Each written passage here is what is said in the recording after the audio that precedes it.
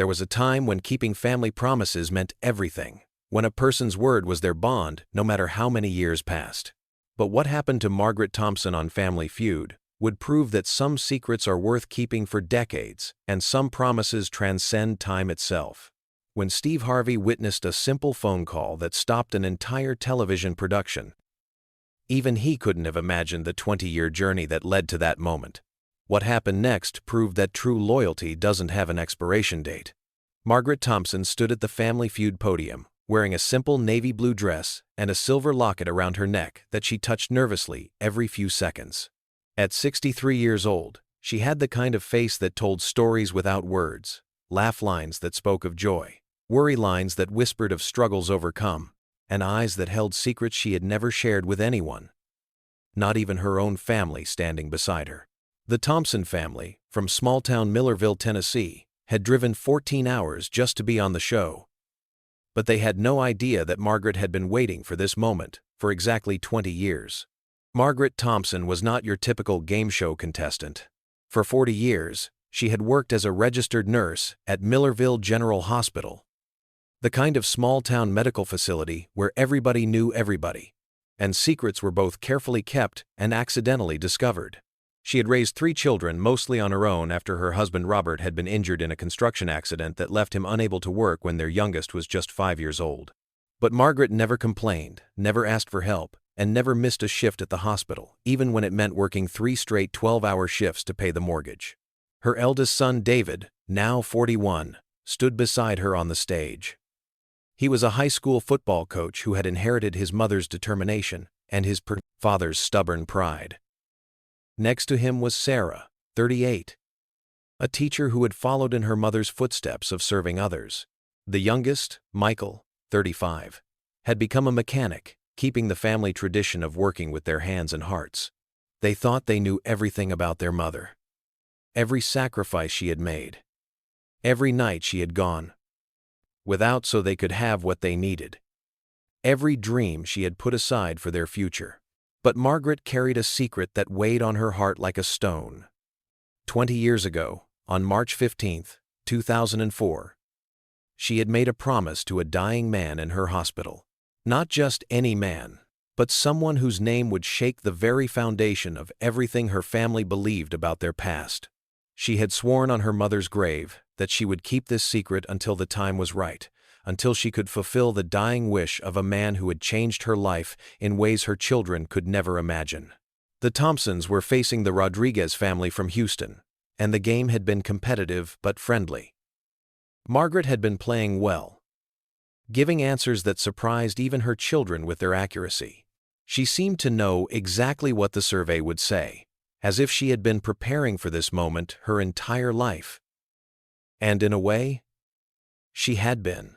Because Margaret knew that being on Family Feud was the only way to fulfill that 20-year-old promise without destroying her family in the process.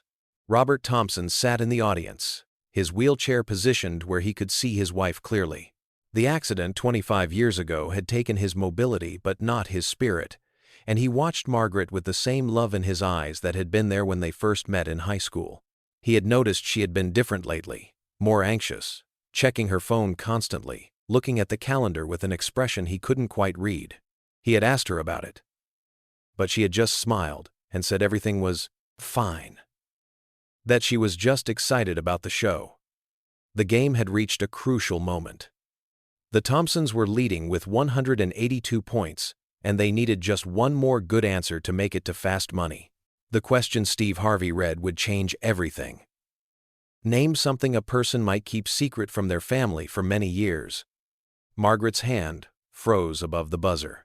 Her children laughed, with David joking that Mom probably had a secret stash of chocolate hidden somewhere. But Margaret's face had gone pale, and she was gripping the podium so tightly her knuckles were white. The silver locket at her throat seemed to pulse with her rapid heartbeat. Steve noticed immediately that something was wrong.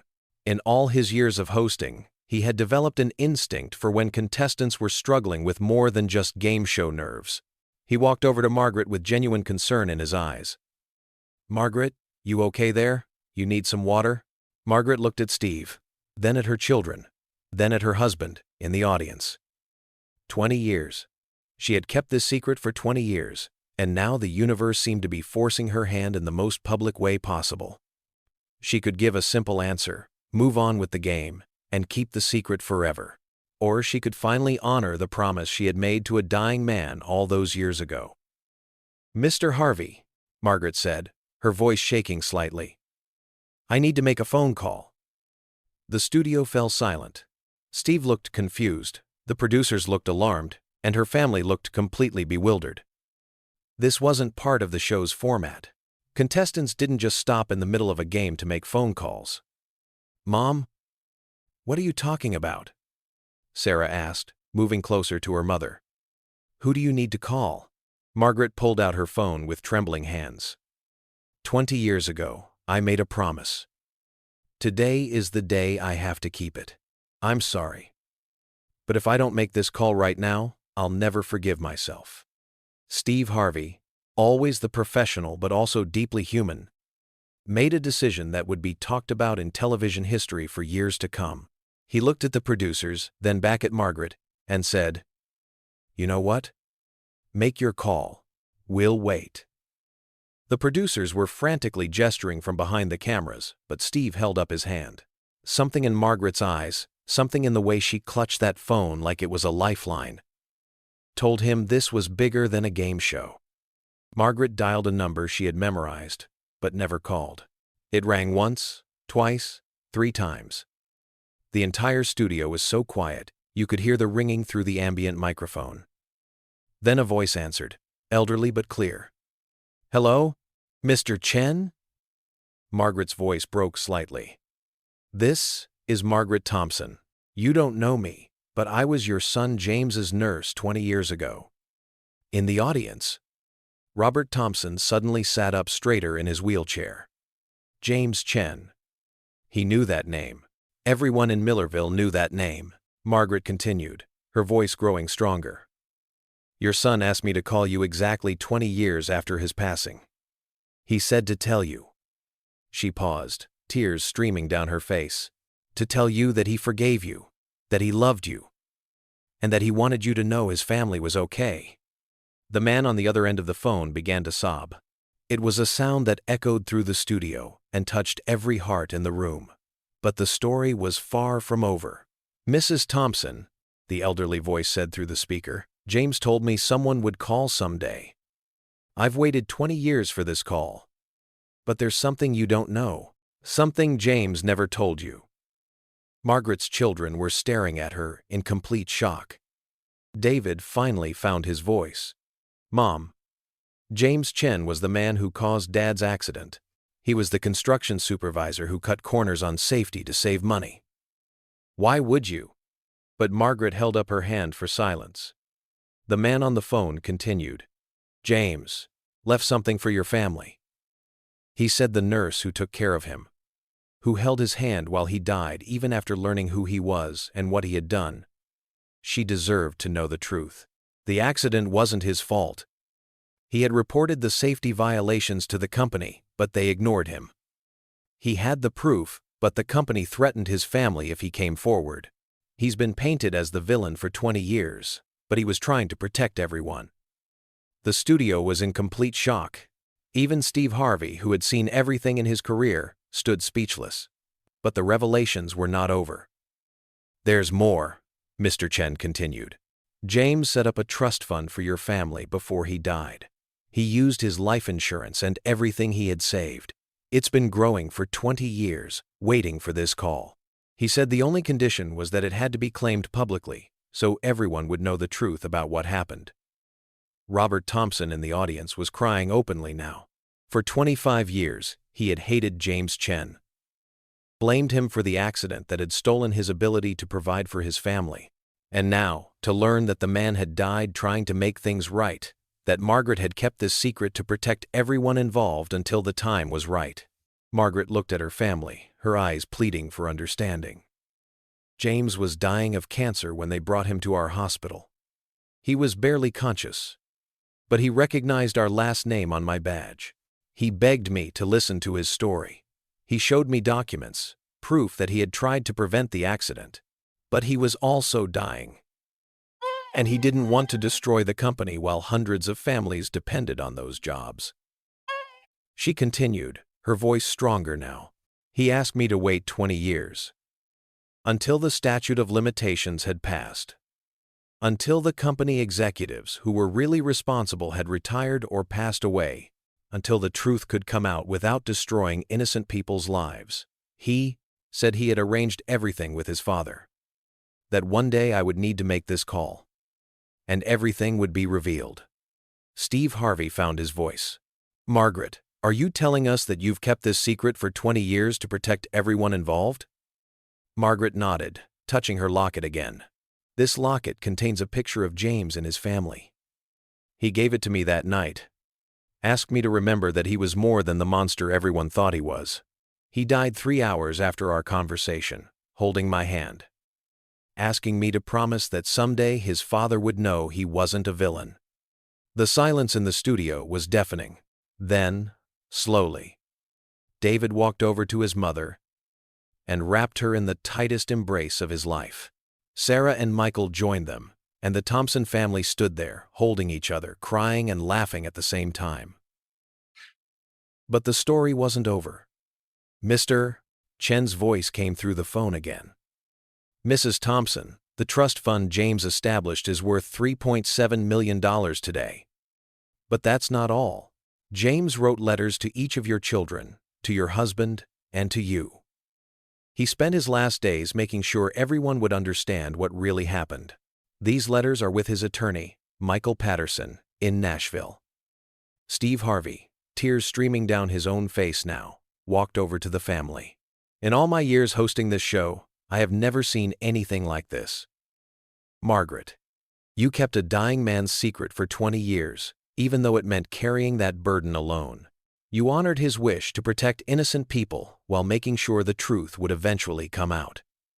Robert Thompson had been helped onto the stage by production assistants, his wheelchair forgotten in his determination to reach his wife. Maggie, he said, using the nickname only he called her. Why didn't you tell me? Margaret took her husband's hands. Because you would have wanted to do the right thing immediately. You would have gone to the newspapers, the lawyers, everyone. And James was right. It would have destroyed hundreds of families who depended on those jobs.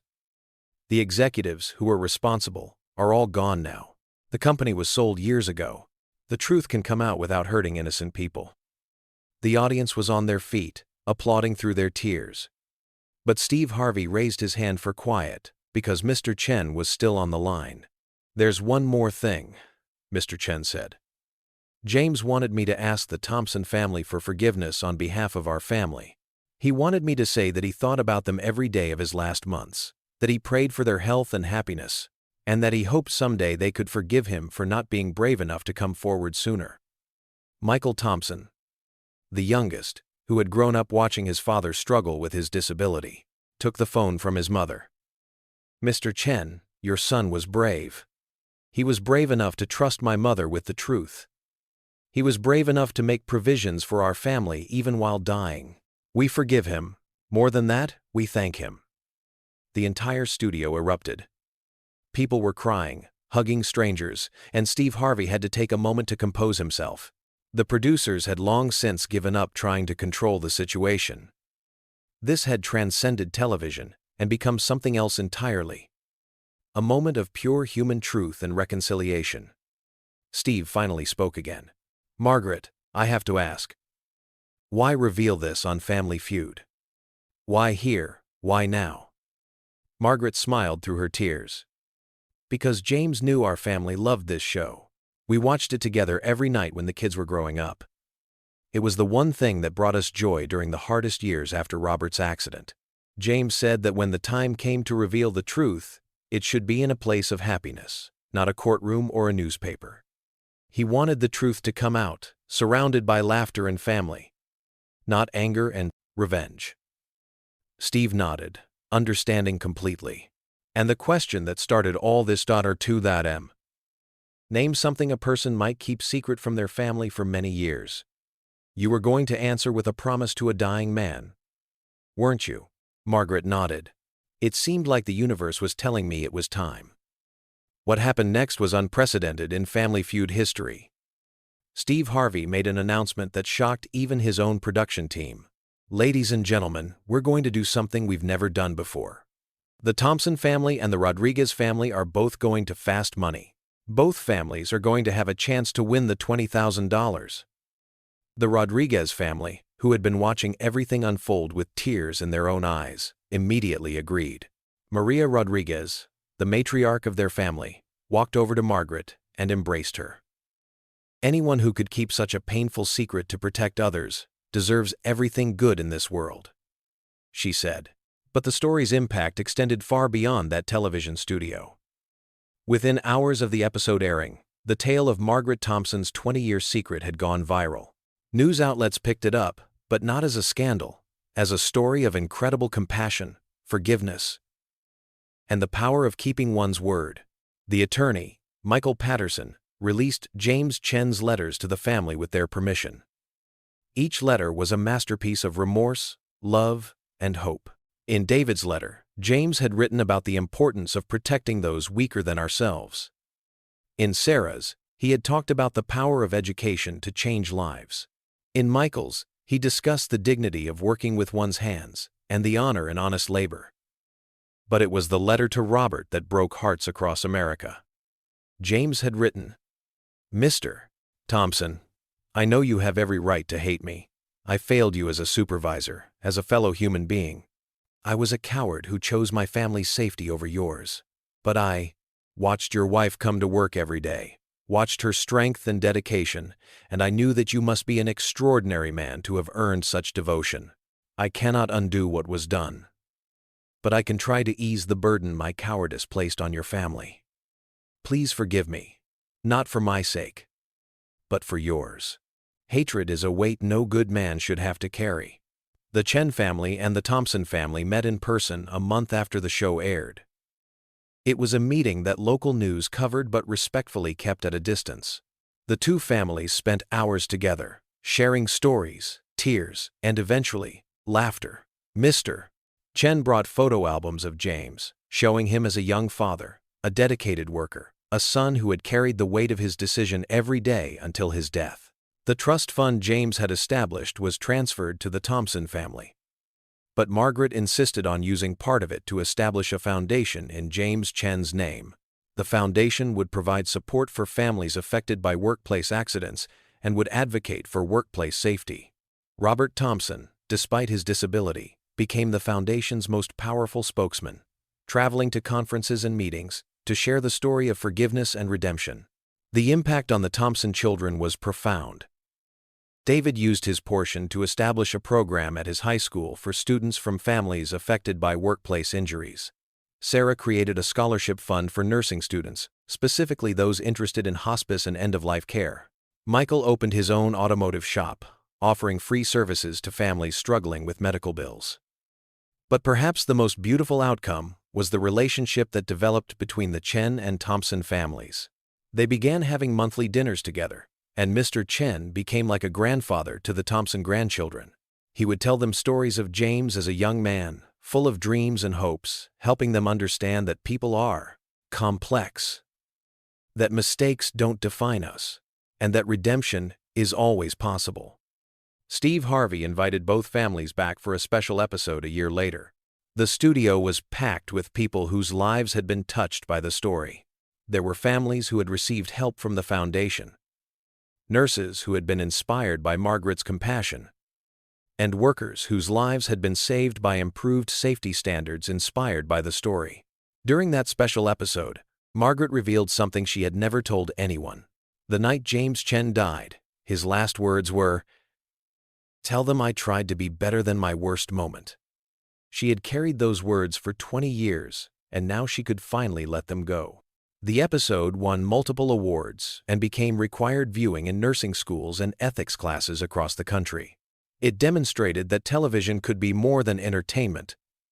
It could be a platform for healing, truth, and reconciliation. Margaret continued working as a nurse until her retirement at 65. At her retirement party, hundreds of people came to honor her, not just for her medical service, but for showing the world what it meant to keep a promise. to hold space for someone's redemption, and to choose forgiveness over hatred. The silver locket that had held James Chen's family photo now held something different. A photo of both families together at their first shared Thanksgiving. It represented not the burden of a secret, but the beauty of truth revealed at the right moment.